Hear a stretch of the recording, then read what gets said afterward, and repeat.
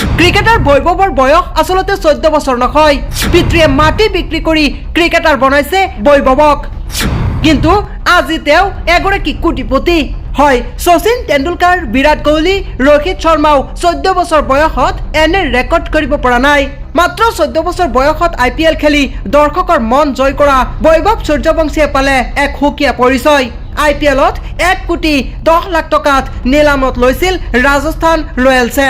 কিন্তু তেওঁৰ জীৱনত প্ৰথমখন IPL মেটছতেই প্ৰথমটো বলতে মাৰিছিল 6। মুহূৰ্ততে সামাজিক মাধ্যমত চৰ্চাত আহিছিল বৈভৱ। কিন্তু বৈভৱৰ এনে সফলতাৰ আঁৰত আছে বহু ৰহস্য, যেটো চাগে আপুনিও নাজানে। মাটি বিক্ৰী কৰি তেওঁৰ পিতৃয়ে খৰচ বহন কৰিছিল ক্ৰিকেটৰ প্ৰশিক্ষণ ল'বলৈ।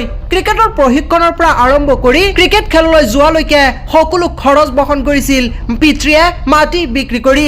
আৰু আজি অতি দুখীয়া পৰিয়ালৰ পৰা উঠি অহা বৈভৱ সূৰ্যবংশী এতিয়া কোটিপতি। একাংশৰ মতে বৈভৱৰ বয়স 14 বছৰ নহয়। কিন্তু এটা কথা আজিও স্পষ্ট যে বৈভৱৰ বয়স সঁচাকৈ 14 বছৰ, য'ত কোনো সন্দেহ নাই। প্ৰতিভা থাকিলে কম বয়সতে সকলো সম্ভৱ, যিটো সৌখী দিনা IPLৰ মেটছতেই গম পাইছে নিশ্চয়।